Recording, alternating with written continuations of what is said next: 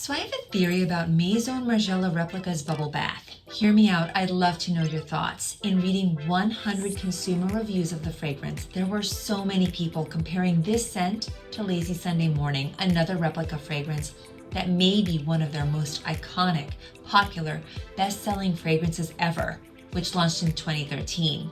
So if I was in charge at Replica Fragrances, I might be interested in creating a fragrance flanker that was similar to Lazy Sunday Morning, but with a fresh new twist to give fragrance lovers a reason to spend more money with the brand. Enter Bubble Bath, which launched in 2020 with a very similar Clean Girl fragrance ID and minor nuances and details that push each fragrance into unique territory.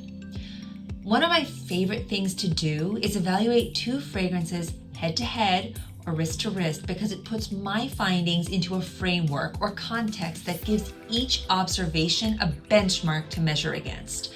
For example, people say that Bubble Bath is creamy, and on its own, you might really disagree with that statement because whatever creaminess it has doesn't even get close to gourmand territory. So the word creamy might make you think of something that this fragrance is not.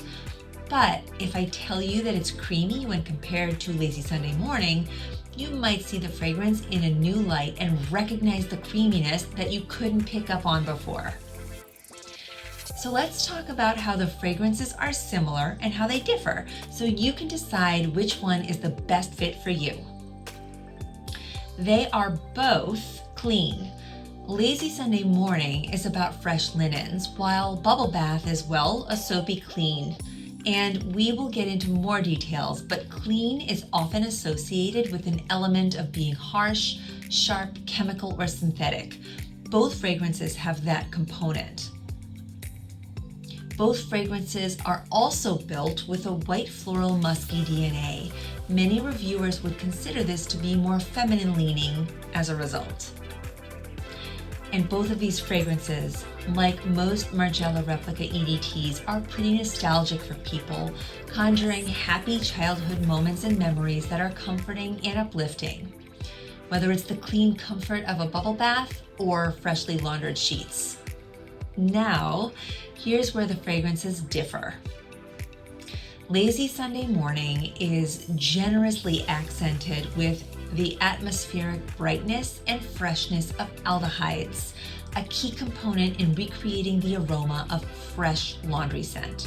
As a result, the fragrance can feel a bit pitched and screechy. The clean elements of Bubble Bath, however, are created with watery aquatic notes and the richness of soap, which I prefer.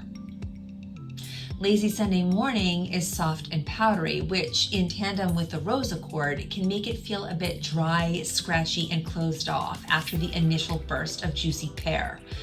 Bubble Bath, however, feels wetter and more open and is backed in a creamy coconut, which so many reviewers picked up on and wear. I'm a coconut lover and I don't really detect a major coconut note, but when wearing side by side with Lazy Sunday Morning, I do detect a richness that Lazy Sunday Morning does not have. And both fragrances go after a clean girl aesthetic in a unique way with generally pleasant blended takes on white florals and musk. But so many reviewers don't see a value in purchasing both fragrances and generally feel that the fragrances aren't innovative or groundbreaking enough to warrant their niche fragrance price tags in the first place. When forced to choose between the two, many reviewers prefer Lazy Sunday Morning, maybe because it launched earlier and they have more exposure to that one, or maybe fresh linen smell feels more exotic and exciting versus soap, which we all put on our bodies anyway when we're showering. I personally would prefer Bubble Bath, but I'm not sure that either is full bottle worthy for me. What do you think? Let me know in the comments.